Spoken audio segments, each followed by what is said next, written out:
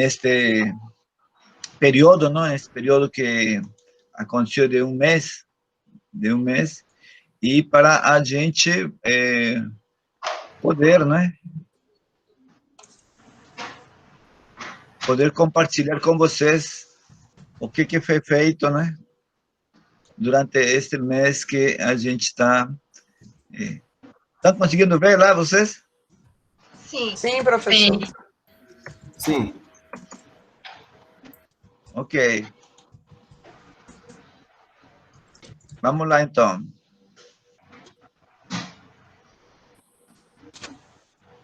Então, nosso informe, não, de agosto a setembro de 2020.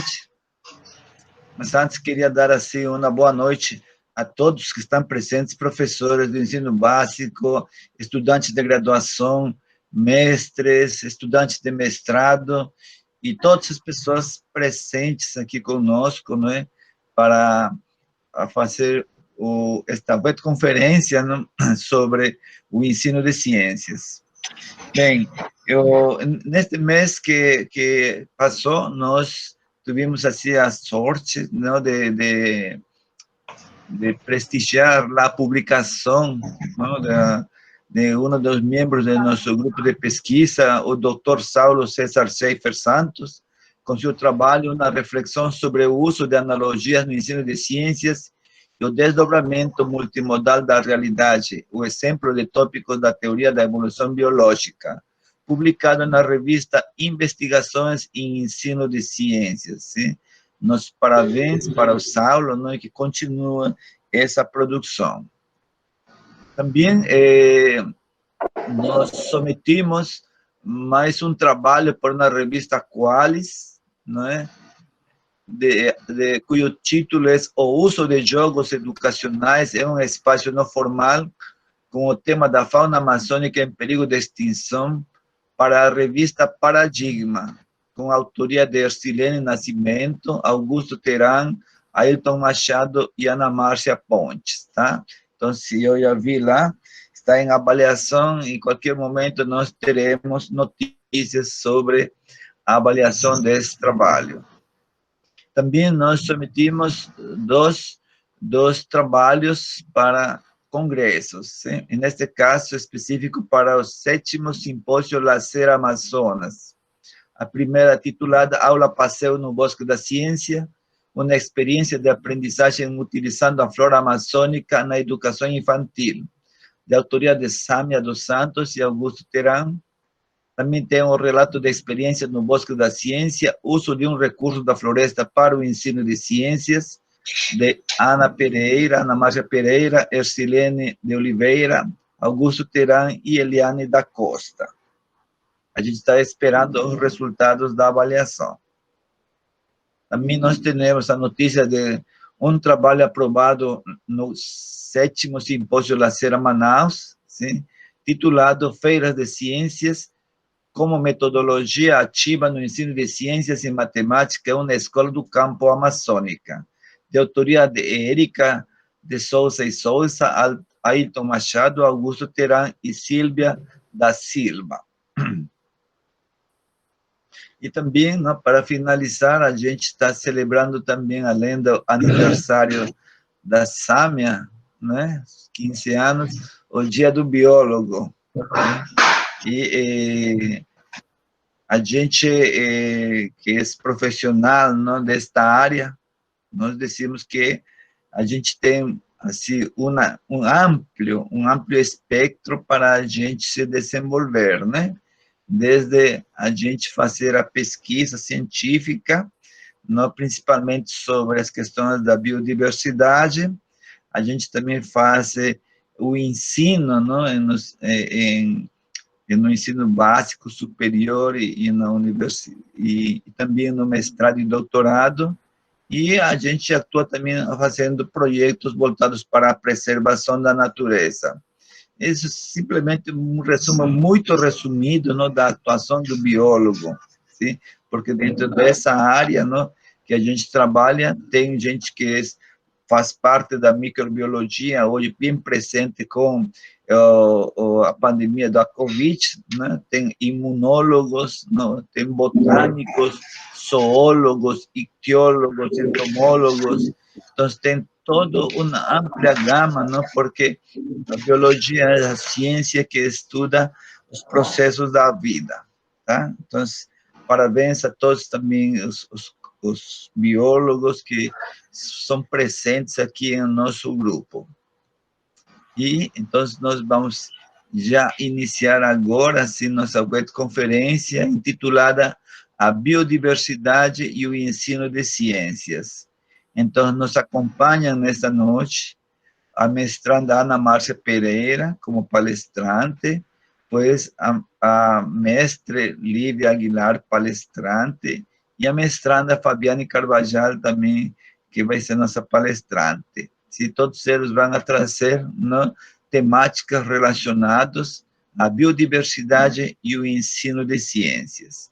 Então, nós vamos a deixar já, né, para que eles iniciem sua apresentação, né? Nesse caso, eu acredito que podemos... Quem quer iniciar? Antes de iniciarmos, né, boa noite. Vamos começar a primeira palestra com a professora Ana Márcia. Ela vai falar sobre as árvores gigantes e seu uso no ensino de ciências, tá?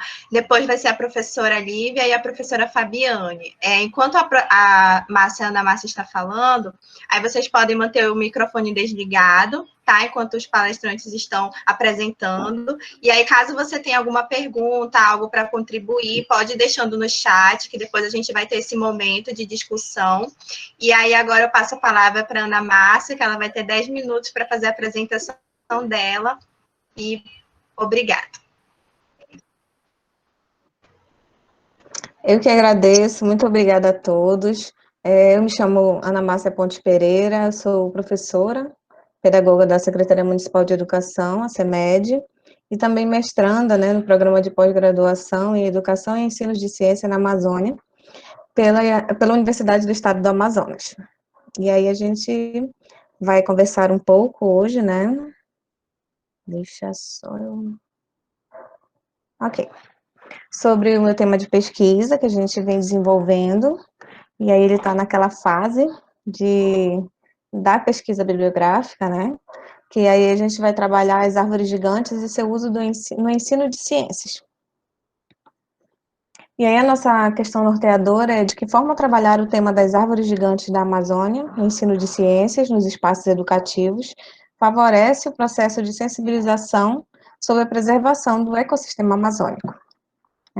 E aí, para a gente trazer um pouco desse questionamento e da gente tentar responder ao nosso questionamento, a nossa problemática vem de uma questão emergente, que nós estamos vendo aí todos os dias, a questão do nosso desmatamento na Amazônia, que a gente tem visto vários dados, inclusive eu vou trazer algumas coisas aqui do INPE, do Instituto Nacional de Pesquisas Espaciais, do IPAM, que é o Instituto de Pesquisa Ambiental na Amazônia. E para a gente fazer essa correlação da prática e da teoria com a prática, a gente vai buscar os espaços não formais, que é a linha que nós trabalhamos, né? E a gente vai trazer um local muito conhecido, principalmente pelo nosso grupo, que a gente tem buscado levar também às escolas, que é o Bosque da Ciência, no INPA. E aí, nesse espaço, né, que é muito conhecido, a gente vai trabalhar na Ilha da Tanibuca, devido à presença justamente dessa árvore, que é a árvore da Tanibuca, que é a Buchenave euberi. Vamos falar um pouco do ecossistema amazônico e o papel das árvores, né, nessa floresta tropical úmida. E aí, o Instituto Brasileiro de Florestas, ele diz que a Amazônia é formada por distintos ecossistemas, como florestas densas, de terra firme, florestas estacionais, florestas de igapó, campos alagados, várzeas, savanas, refúgios montanhosos e formações pioneiras. A gente vai trazer um pouco desse questionamento, né, de trazer essa importância de trabalharmos essa questão, né, das árvores e essa presença fundamental dentro desse ecossistema. Então, por que uma árvore é tão importante? Além de, para Gonçalves, né, alimentação e abrigo para a fauna, é somente uma entre tantas funções ecológicas exercidas pela mata, e aí a gente pode falar inúmeras situações, dentre elas de também desempenha um papel essencial no ciclo da água, que a gente vai falar um pouco mais à frente, do carbono e da regulação do clima, né? Ela protege com as suas raízes, ela fornece flores, frutos que favorecem a questão psicológica também, fundamental da alimentação. Ela também reduz com a sua sombra a temperatura, e ela produz, ainda por cima, oferece, né, a utilização do material, do seu material, da madeira. E aí, ao falarmos um pouco da importância da floresta no ciclo da água, e aí a gente vem falar sobre o vapor, proveniente da evapotranspiração das árvores da Amazônia, que se condensa e vira chuva, segundo Gonçalves, né? E aí, portanto, muitos cientistas, eles avisam que o desmatamento da floresta amazônica, ele pode reduzir esse quantitativo, né, de chuvas, não só no Brasil, mas também no mundo inteiro. Então, existe uma preocupação muito grande quanto a essa questão, porque uma planta no ambiente, ela fixa suas raízes, né, no solo, e ela faz com que esse solo ele fique mais aerado, e que aí faz com que mais facilmente a água possa escorrer por esse solo, e aí existe aquele processo de percolação para que ele possa ser enviado aos poucos ao lençol freático. Existe também essa situação, essa preocupação. E aí a gente vai falando um pouco da importância da floresta, né, na preservação dos solos. Então, isso aí é de suma importância.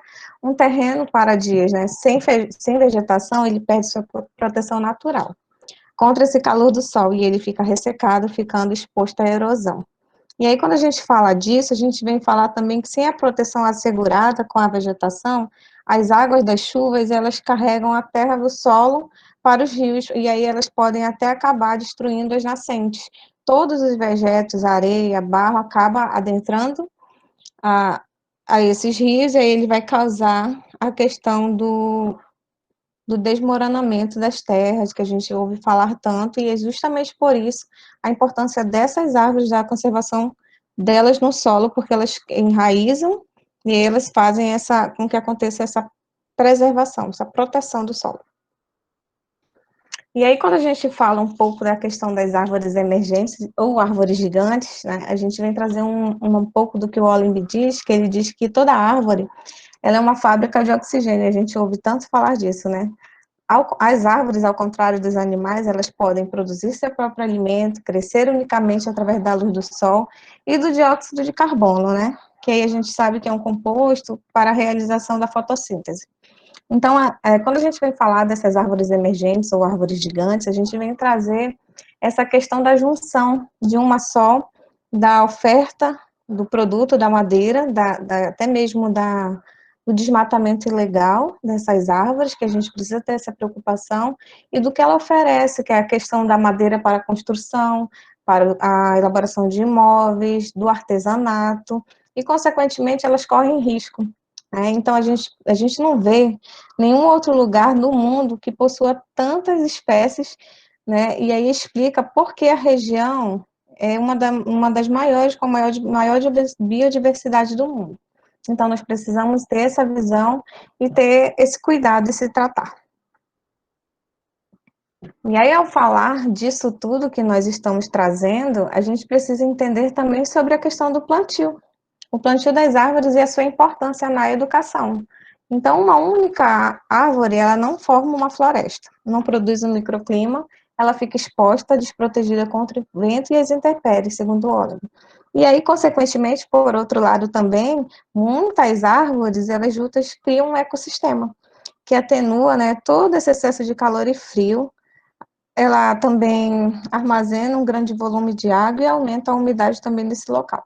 Ela faz com que muitas das situações que a gente discutiu durante essa apresentação aconteça, que a gente possa ter um local mais saudável, que a gente possa ter a preservação do solo e das águas com a presença das árvores.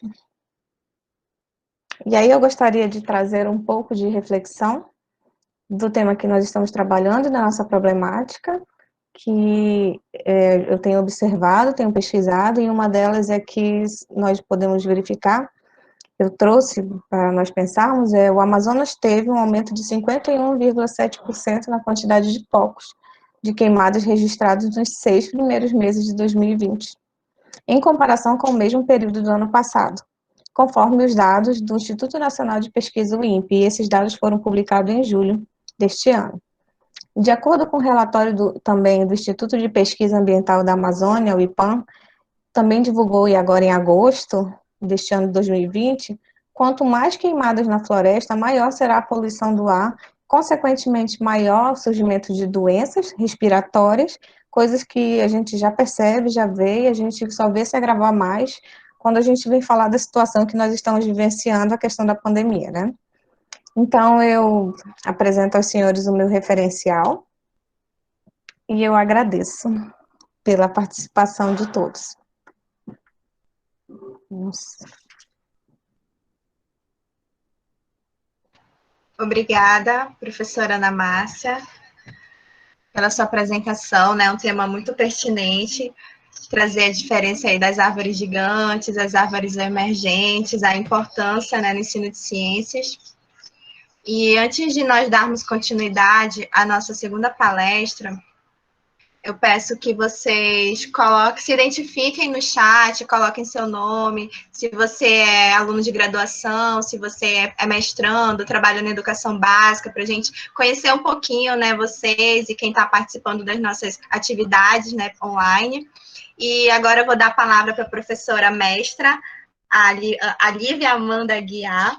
Ela vai trazer a palestra na sequência didática, o Gavião Real como elemento motivador no processo de alfabetização científica, né? A professora Lívia, ela é especialista também em gestão e supervisão escolar, ela trabalha como assessora pedagógica, né, na Secretaria Municipal de Educação, a SEMED, e também é professora colaboradora do curso de graduação de pedagogia na UEA.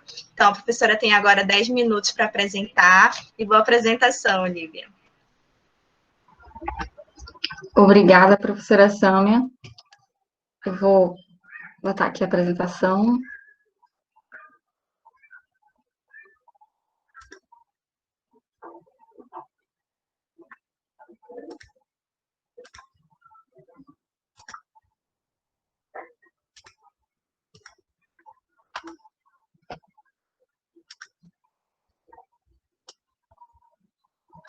Boa noite. Como a professora Sâmia disse, né, eu vou estar apresentando a sequência didática, o Gavião Real, como elemento motivador no processo de alfabetização científica.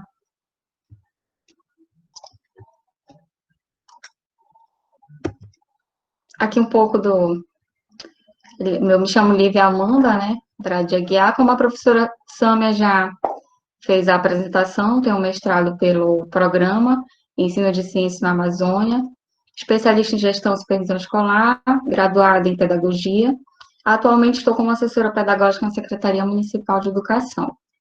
Eu trago um pouco um compilado de uma publicação recente que nós fizemos, eu como o professor Dr. Pastim Teran, no livro Sequência Didática para o Ensino de Ciências. Nós conseguimos a publicação de um capítulo, né, que se chama Sequência Didática para o Ensino de Ciências e Biologia. Ele foi um recorte do trabalho de dissertação do mestrado que nós realizamos, e nós fizemos esse trabalho. Aqui eu trago um pouco das etapas da sequência didática que Dawes fundamenta. Ele separa a sequência didática como 4 etapas, principais e fundamentais. Etapas como norte para desenvolver toda a sequência didática do meu projeto de pesquisa, no qual eu trago agora um recorte. O primeiro passo da sequência didática, segundo Dawes, é a apresentação da situação. Seria o tema da aula. É o momento no qual os estudantes vão se apropriar do trabalho que vai ser desenvolvido, né? O professor pode desenvolver isso através de uma roda de conversa, que foi a maneira como nós optamos em realizar. Na roda de conversa, as crianças, elas fazem muitas falas espontâneas, e é nesse momento que o professor consegue compreender quais são as curiosidades deles, e aí estruturar as etapas da sequência didática, que seriam segundo dó, os módulos. Então, nós trouxemos como uma produção inicial, que é a avaliação processual. O que seria? A primeira avaliação para saber quais são os conhecimentos prévios que a criança tem acerca do tema. E, a partir daí, poder desenvolver todo o trabalho que vai ser desenvolvido. E os módulos, que são as aulas pulverizadas sobre o tema central. No caso, nós realizamos a aula passeio no espaço não formal, o Bosque da Ciência, e nós realizamos também no SIGS. Aqui eu trago um recorte da aula passeio no Bosque da Ciência, que nós conseguimos realizar com os estudantes o estudo acerca dos conceitos científicos para que eles pudessem desenvolver conhecimentos sobre a alfabetização científica. E aí, no final dessa sequência didática, nós realizamos a produção final, que seria uma avaliação para saber o desenvolvimento da aprendizagem dessas crianças. Nós desenvolvemos com eles a produção de desenhos. Por que que nós trabalhamos o tema por meio do gavião real? O gavião real ocupa o topo da cadeia alimentar e é utilizado como um importante recurso da fauna amazônica para o equilíbrio.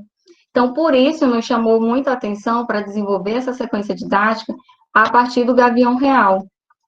E ele é responsável também por manter o balanço de suas presas na natureza. Também é importante compreender a questão das árvores emergentes, que é o que a professora Ana Márcia trouxe. O gavião real, ele vive normalmente no topo dessas árvores, né?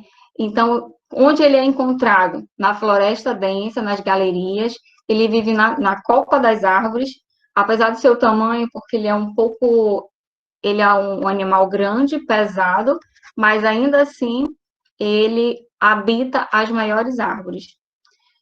Por que ele está em risco de extinção? O maior predador, na verdade, o que causa, né, o risco para ele, são exatamente o desmatamento da floresta e a caça ilegal. Mas o topo mesmo está a questão do desmatamento. E aí a importância da manutenção dessas árvores. Aqui eu trago um compilado da aula, passeio que foi desenvolvido no SIGS. Nesse primeiro momento, quando nós adentramos, nós primeiro apresentamos para as crianças como seria a aula naquele local, né? Apresentamos o croquis do SIGS, do INPA, para eles estarem compreendendo o que seria desenvolvido naquele momento. Eu até botei esse SIGS aqui, mas foi um equívoco, peço desculpa. Então, nesse primeiro momento, eles tiveram a oportunidade de visualizar as árvores, a árvore da Sumuaúma, que também é uma dos habitats do gavião real. Eles visualizaram por meio do binóculo, né, o topo da árvore foi uma atividade desenvolvida naquele momento. E a contação de histórias sobre a cultura indígena, que é o telefone do índio. Aí nós entramos um pouco na questão lúdica da criança nesse momento. E despertando também neles a curiosidade. Nós realizamos com ele a atividade do abraço da árvore, para que eles pudessem compreender a dimensão da árvore, né? Visualizar a raiz da árvore e ter também esse contato mais próximo com o meio ambiente. A outra atividade que foi desenvolvida também no INPA foi na Casa da Ciência, no qual eles puderam conhecer de fato um ninho do gavião real e compreender ali a sua dimensão, né? Então, eles ficaram muito vislumbrados com o tamanho e com a matéria que o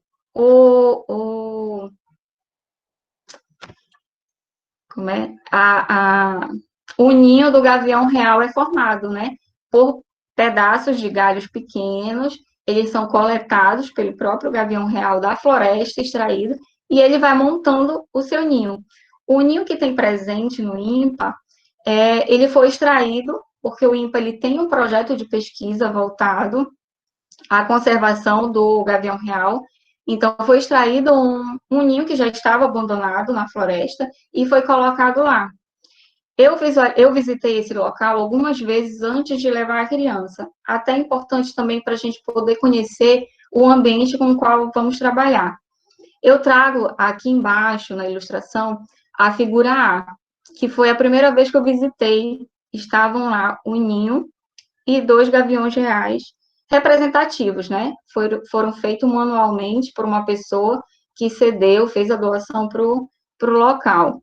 E aí eu tenho a figura B na minha segunda visita, só havia um. Então, ele já tinha sido extraído um dos gaviões. E na minha terceira visita, que de fato foi quando eu fui com as crianças, já não existia nenhum.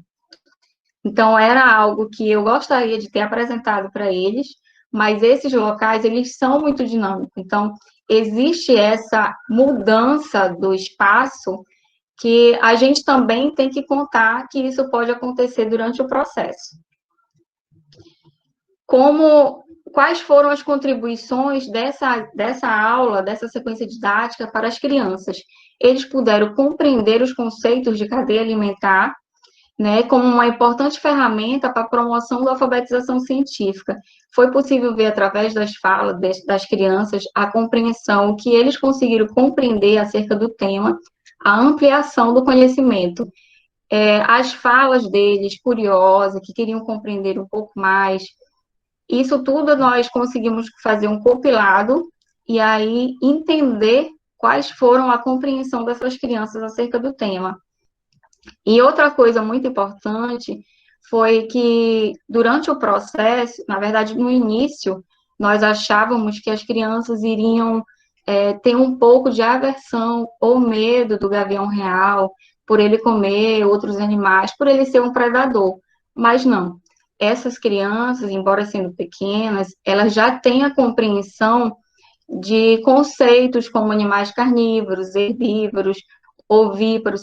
Então, para eles foi algo muito natural e eles aceitaram muito bem acerca do tema que foi desenvolvido. Então, nós conseguimos, sim, promover neles a ampliação do conhecimento e o processo da alfabetização científica foi um processo valoroso. Eu trago aqui algumas das referências das quais eu utilizei e muito obrigada. Obrigada, professora Lívia, por sua apresentação. E para dar continuidade, né, vamos agora à nossa última palestra da noite, com a professora Fabiane Carbajal. Ela é mestranda também em Educação e Ensino de Ciências na UEA. Ela é especialista em Educação e Inclusão e vai trazer para nós a palestra Alfabetização Científica usando o tema da metamorfose da borboleta. Lembrando que se vocês tiverem alguma pergunta, alguma contribuição, podem estar colocando no chat, que logo após essa última palestra a gente vai estar abrindo para discussão. Fabiane, boa apresentação. Está desligado o seu microfone. Pode ligar. Então, gente, boa noite. É uma satisfação poder compartilhar desse momento com vocês e de uma experiência, né, que eu realizei com os educandos do 4º ano, numa antiga escola que eu trabalhava. E a partir dessa experiência realizada com esses alunos, eu elaborei o meu projeto, né, intitulado Alfabetização Científica em Espaços Educativos, uma proposta processual de aprendizagem a partir da metamorfose da borboleta. E por meio desse projeto, foi por meio desse projeto que eu adentrei ao mestrado. E por meio dessa experiência realizada com as crianças, juntamente com a mestranda Érica de Almeida, nós elaboramos um relato de experiência, que é esse que eu vou estar apresentando agora.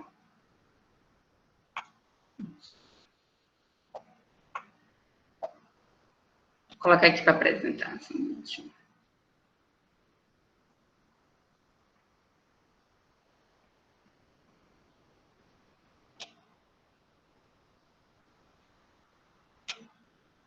Vocês conseguem visualizar? Agora sim. Está começando. Minha internet está um pouco lenta, mas aí a gente vai... Então, essa experiência, ela constituiu em observar o desenvolvimento de uma lagarta, né, encontrada pelos alunos na escola, e ao final desse processo, foi interessante perceber o cuidado e as relações de surpresa dos alunos envolvidos.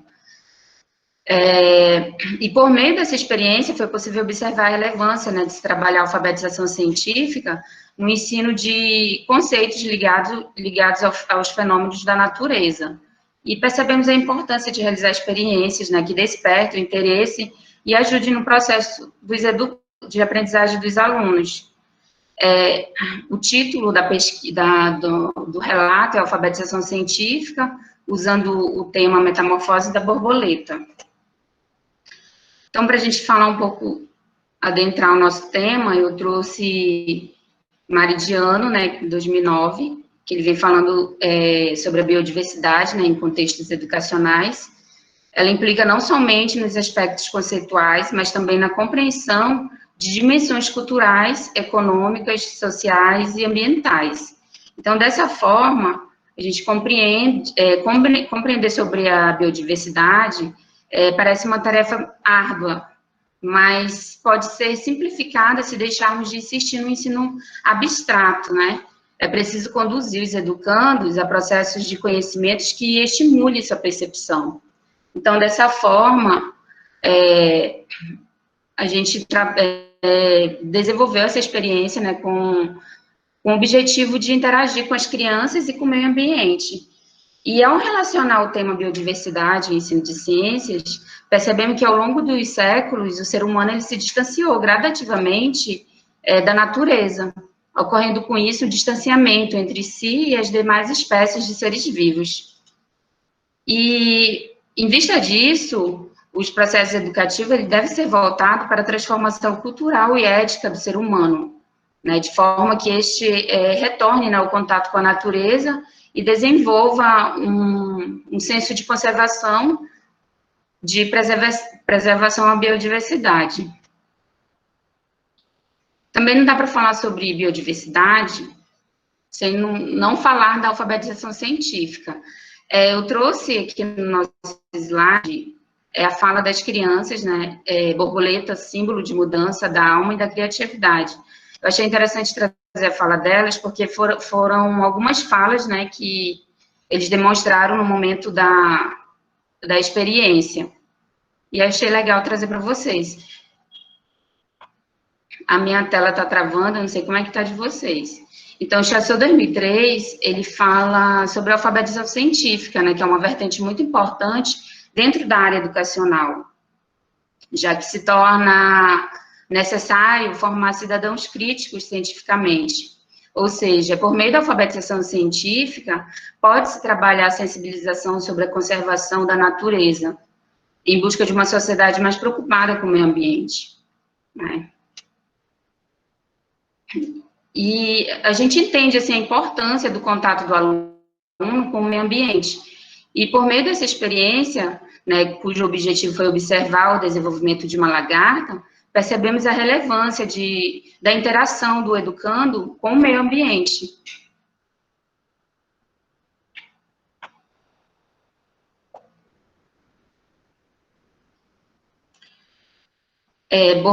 A borboleta faz bem para o meio ambiente, ela enfeita a natureza, e também a fala de uma criança. Aqui eu já entro na fase de quando as crianças encontraram a borboleta, né, a lagarta, no corredor da escola, e a outra imagem representa ela já no casulo.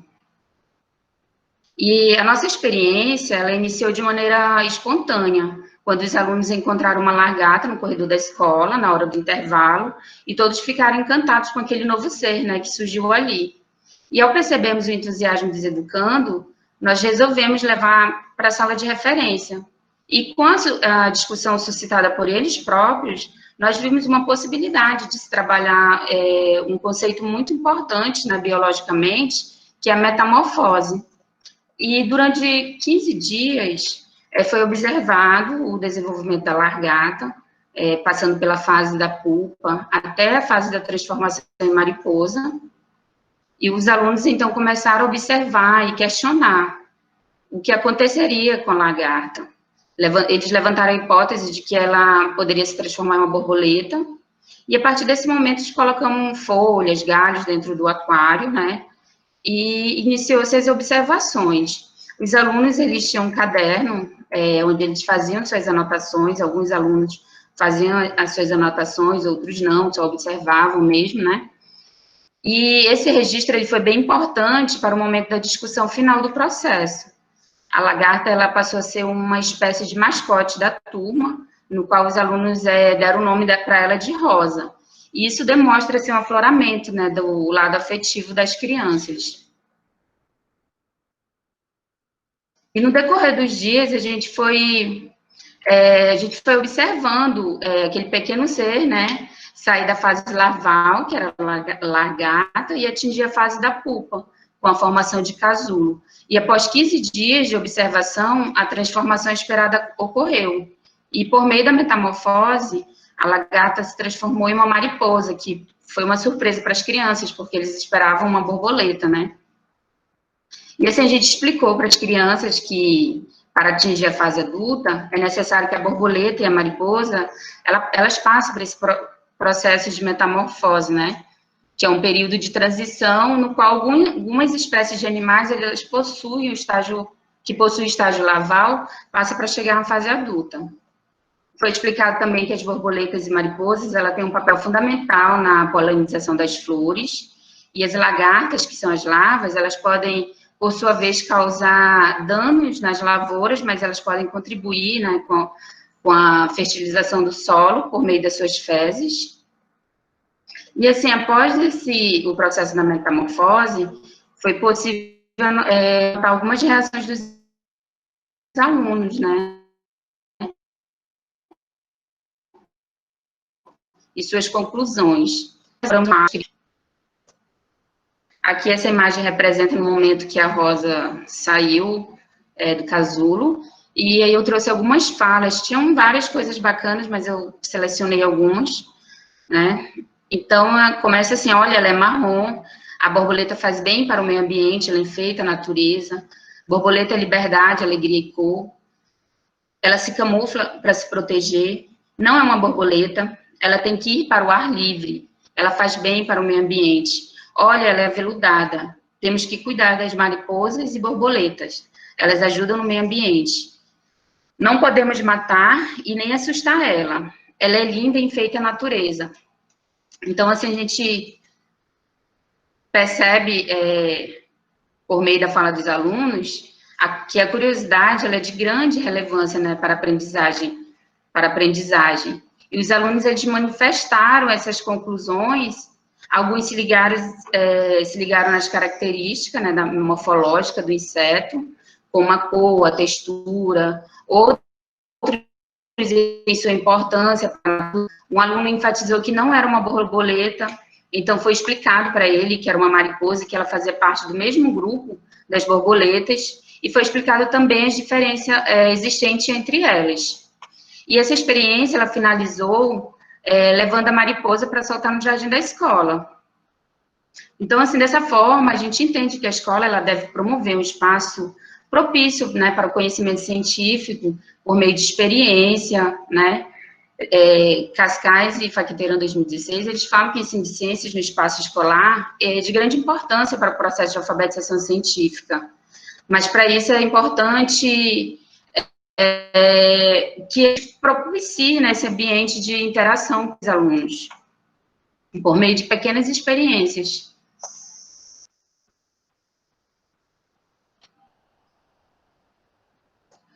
Eu achei interessante trazer esse relato, que foi um relato elaborado por um aluno, né? Eu trouxe para ler para vocês porque eu achei muito interessante a fala dele, e daí eu achei legal trazer para vocês para compartilhar um pouco também dessa vivência que ele teve, né, onde ele demonstrou nesse relato. Então, vou tentar ler aqui para vocês, está bem pequena a letra, mas eu vou tentar ler. Então, numa manhã, no colégio, apareceu uma lagarta no pátio da escola, que aproximou vários alunos até o local. Todos ficaram surpreendidos com a lagarta. Então, a professora guardou em um recipiente com algumas folhas para que a lagarta se sentisse em casa. Todos os dias observávamos o inseto e esperávamos ansiosos por sua transformação. Até que um dia, enquanto ocorria os nossos jogos escolares, a lagarta resolveu se libertar e virou uma borboleta. Todos os alunos ficaram maravilhados com aquela cena. Com essa experiência, observamos um processo de vida, a metamorfose, aquilo que só tínhamos visto em um livro e em revistas e TV, estava na nossa frente. Foi aí que eu aprendi o verdadeiro sentido da metamorfose, uma transformação que pode ser compreendida facilmente com o nosso desenvolvimento como ser humano. Essa experiência, com certeza, marcou os meus conhecimentos sobre a ciência e me acrescentou muito na minha vida. Quando me perguntam algum assunto de ciências, sempre respondo metamorfose, pois foi essa cena dessa experiência que ficou na minha memória. Então, achei legal trazer, porque ele fala que ele presenciou, né, esse processo da metamorfose só por meio de revistas e televisão, né? Então, é legal trazer essas experiências para que os alunos tenham essa vivência na sala de aula. Na realização dessa experiência, foi possível trazer alguns princípios da metodologia científica, como a formulação de problemas, quando os alunos discutiam o que aconteceria com a lagarta, a proposição de hipóteses, quando alguns disseram que ela ia se transformar em borboleta, a observação e as conclusões, né, obtidas pelos alunos. E assim, esse processo aproximou ainda mais as crianças do que é ciência, e a gente destaca ainda que os educandos, eles assumiram um papel ativo, sendo a professora apenas uma mediadora dentro daquele processo. E a gente enfatiza também que para realizar aulas atrativas, não é necessário recursos caros, né, e muitas vezes inacessíveis. A própria natureza, ela pode fornecer essa oportunidade de ensino, né, por ela ter um caráter prático, né, ela torna o aprendizado mais significativo. Então, gente, portanto, essa experiência, ela foi realizada com os alunos, né, do 4º ano, por meio da observação da metamorfose. Dessa forma, eu acredito que a gente conseguiu sensibilizar, né, as crianças, fazendo lançar um novo olhar em relação aos cuidados com os insetos que compõem a nossa biodiversidade. E a gente destaca a importância, né, de trabalhar a alfabetização científica no ambiente escolar, né, desenvolvendo experiências que ajudem no processo de aprendizagem dos alunos, e que esses processos eles se estendam não somente, né, no contexto da sala de aula, mas que eles se estendam a outros espaços também. Aqui eu trouxe algumas referências, né, que me deu base para construir o slide. Então, é isso, obrigada. Eu encerro por aqui a minha apresentação. Obrigada. Obrigada, professora Fabiane, por sua apresentação. Parabéns pelo trabalho. Parabéns, Ana Márcia, Lívia.